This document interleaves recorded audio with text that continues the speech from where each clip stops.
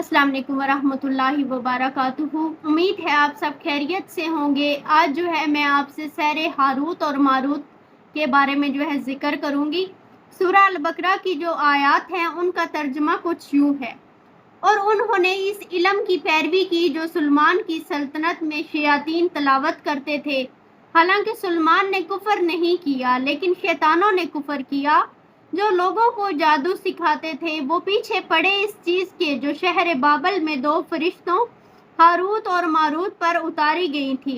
हालांकि वो दोनों फरिश्ते किसी को इसकी तालीम नहीं देते थे जब तक वो ये ना कह देते कि हम महज एक आजमाइश हैं, तो कुफर में मुब्तला न हो। फिर भी ये लोग इन दोनों से वो चीज़ सीखते थे जो शोर और इनकी बीवी में जुदाई डालती थी, और वो अल्लाह के हुक्म के बगैर इससे किसी का नुकसान नहीं कर सकते थे, मगर वो सीखते थे जो इनको नुकसान देती थी और फ़ायदा नहीं देती थी।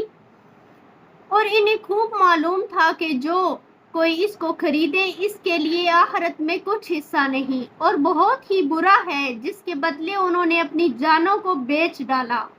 काश वो जानते होते, और अगर वो ईमान लाते और परहेजगारी इख्तियार करते तो अल्लाह के यहाँ सवाब मिलता, और बेहतर होता कि काश वो इस बात को जानते होते। तो सहरे हारूत मारूत के बारे में यहूद ने एक जानब कुरान करीम से एराज किया और दूसरी जानब इन किस्सों के पीछे लग गए जो शयातीन हज़रत सुलेमान के अहद के बारे में सुनाया करते थे।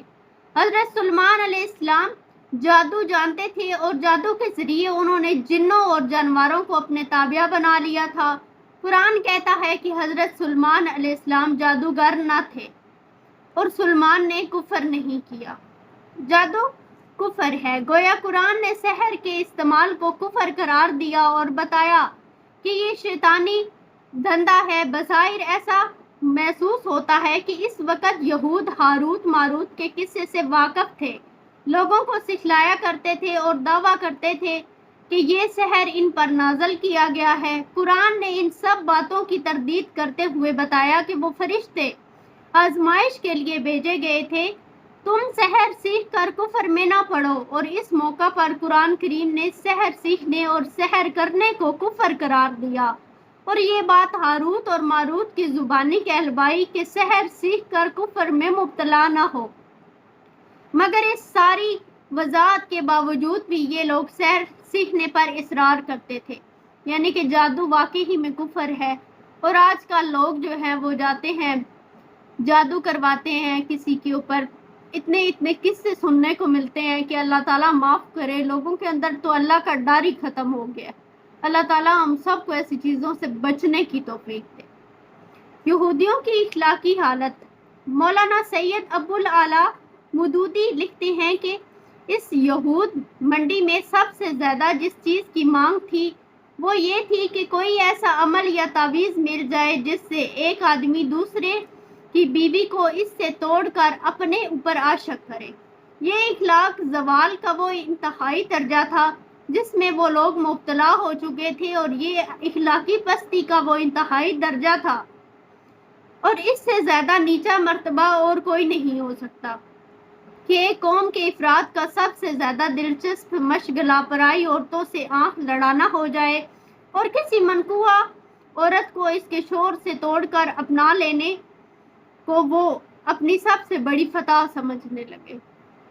औरतें जो होती हैं कहते हैं फसाद का बाइस होती हैं, औरतों की वजह से लड़ाइयाँ होती हैं। तो अल्लाह ताला जो है ऐसी चीज़ों से लोगों को बचने की तौफीक दे। अल्लाह ताला ने कुरान पाक में सूरतें नाजल की हैं। मौज़े 3 पढ़ें, जो है आप लोग सूरत अल फलक पढ़ें, सूरत नास पढ़ें, ताकि अल्लाह ताला अगर कोई ऐसा करता भी है तो हम पे किसी चीज़ का कोई असर ना हो। अल्लाह के कलाम से बड़ी कोई कलाम नहीं है, कोई तावीज़ अल्लाह के कलाम से बड़ा नहीं है। सही है, अल्लाह ताला के कलाम के ऊपर यकीन रखे, कुरान पाक के ऊपर यकीन रखे। हर चीज़ अल्लाह के हुक्म के ताबिया है। इस मौका पर इस इस्लामी उसूल को बयान कर देना ज़रूरी था कि सब कुछ अल्लाह ही के हुक्म से होता है, इसलिए ही फरमाया गया, और वो इससे नुकसान नहीं कर सकते किसी का मगर हुक्म अल्लाह ही के साथ। अल्लाह के हुक्म के बगैर किसी का कोई नुकसान नहीं हो सकता। اور کوئی کام بغیر اس کے حکم کے نہیں ہو سکتا۔ یہ نظریہ اس کا ایک ایسا بنیادی اصول ہے جو خوب اچھی طرح ایک مسلمان کے ذہن نشین ہونا چاہیے۔ بے شک آگ جلاتی ہے، مگر آگ میں جلانے کی خاصیت اللہ ہی نے رکھی ہے، اور اللہ جس سے چاہے جب چاہے اس کی خاصیت بدل سکتا ہے۔ چنانچہ حضرت ابراہیم علیہ السلام کے لیے آگ کو گلزار بنا دیا گیا۔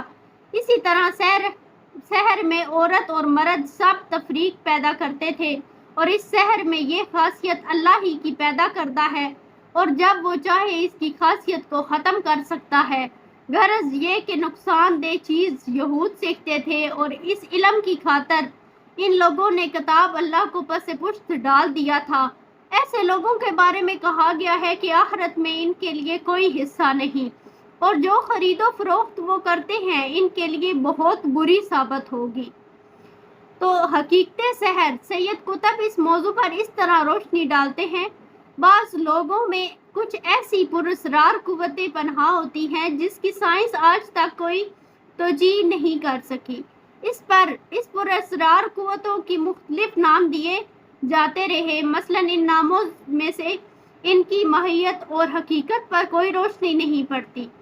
مثلاً ٹیلی پیتھی ہی لے لیجئے، اس کے بارے میں یقینی طور پر نہیں کہا جا سکتا کہ اس کی ماہیت کیا ہے، اور کیوں کر انسان دوسرے انسان سے اس قدر فاصلے سے ہم کلام ہو سکتا ہے جہاں تک نہ آواز پہنچتی ہو اور نہ نگاہ۔